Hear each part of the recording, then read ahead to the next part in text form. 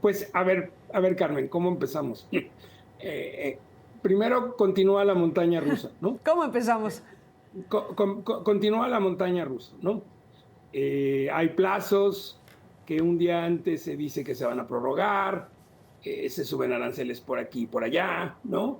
La misma secretaria de prensa del gobierno de Estados Unidos, pues señala algo que es cierto y que es una realidad que estamos viviendo hoy, que es primero, solo los bienes no originarios no pagan arancel.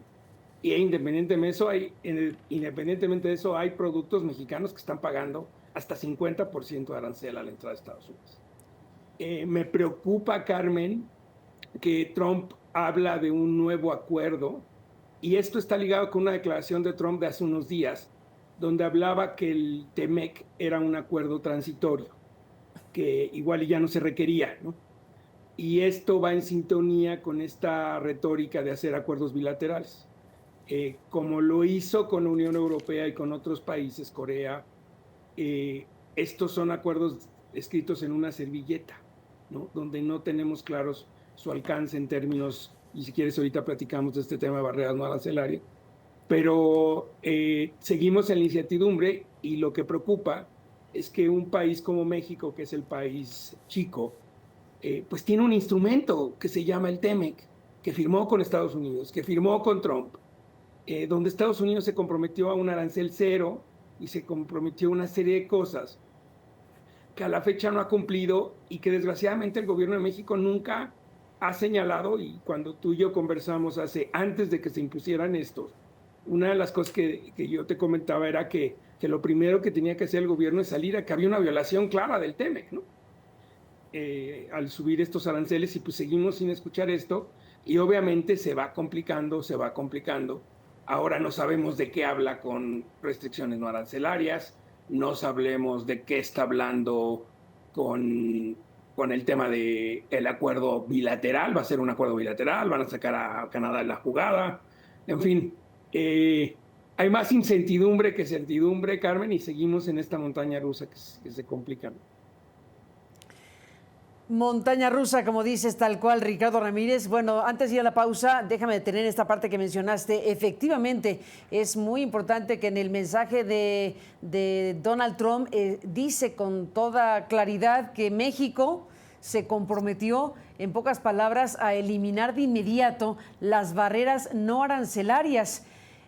Tú mismo dices a qué se refiere. Pues tratemos de adivinarlo, porque esto no está explicado por el gobierno mexicano, y lo que deja Trump es la afirmación de que México se comprometió a eliminar de forma inmediata esas barreras no arancelarias. Ayúdame a Mira, adivinar.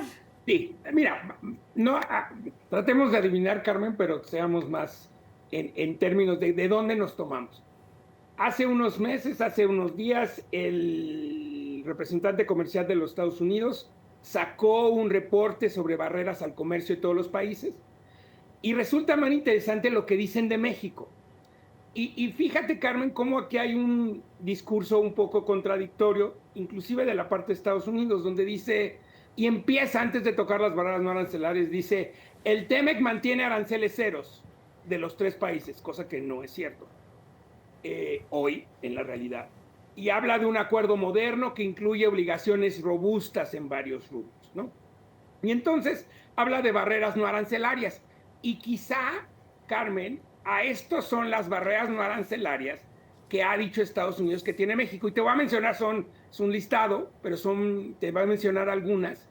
Por ejemplo, habla de temas de facilitación de comercio en aduana, habla de que hay interpretaciones por parte de la autoridad aduanera mexicana que no son compatibles con lo que dice la regulación, habla de observancia desigual de normas y reglas de etiquetado, habla de limitaciones para la importación de ciertas aduanas, habla que los agentes aduanales en México solo pueden actuar, solo hay un número limitado de agentes aduanales que pueden actuar en determinadas aduanas. Habla de productos farmacéuticos y equipos e insumos médicos, habla que las autorizaciones de COFEPRIS tardan 18 a 24 meses, habla del tema del glifosfato, se han rechazado los permisos de importación de glifosfato y Estados Unidos, mientras México sigue produciendo glifosfato, se sigue produciendo glifosfato en México. Habla de obstáculos técnicos al comercio, o mejor conocidos también, Carmen, como normas oficiales mexicanas, donde dice que los plazos para enviar comentarios a estas normas oficiales mexicanas es muy corto, es de 10 días.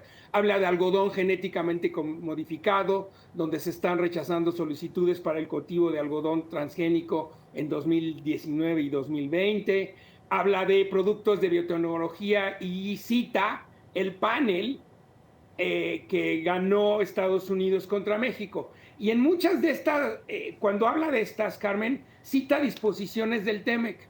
Entonces resulta totalmente contradictorio que por un lado Estados Unidos está hablando de barreras no arancelarias e incumplimientos del TEMEC, cuando estamos aquí porque hay un incumplimiento grosero del TEMEC de pues, imponer aranceles del 50% al acero, al aluminio y al cobre, por ejemplo. ¿Con qué te despides? ¿Qué idea nos dejas frente a todo este panorama? Híjole, Carmen, que yo creo que hay que acelerar. Es que el tema es, se sigue hablando de un nuevo acuerdo cuando seguimos hablando de renegociación del TEMEC. Y en tanto sigamos hablando hacia el aire, Carmen, y no nos sentemos en una mesa en un marco de un tratado, y tenemos una cláusula que dice que podemos entrar en un proceso de renegociación y poder hablar con Estados Unidos en términos de qué concesiones me das, qué concesiones te doy, y dejar esta montaña rusa de que hoy sea una cosa, mañana sea otra, y pasado mañana sea otra, dejar de vivir en estas prórrogas y llegar a un acuerdo de una vez por todas, cualquiera que sea al final que podíamos llegar. O sea, al final hay sectores que están sufriendo muchísimo, el sector acerero que además invirtió, y empresas que invirtieron en México para poder cumplir con el TEMEC y hoy enfrentan aranceles del 50%. Entonces, tenemos que encontrar el marco institucional para poder tener esta discusión, porque si no, pues van a ser servilletas más servilletas más servilletas, cabrón. Pues ahí está, esta metáfora de las servilletas y de la montaña rusa nos deja una pues ilustración de lo que estás observando en todo esto. Ricardo Ramírez, como presidente de la Comisión de Comercio y Políticas de Inversión de la International Chamber of Commerce de México, bueno, mucho trabajo tienes y tendrás en tu carácter de presidente de esta comisión. Seguiremos hablando y por lo pronto gracias por estar aquí esta noche.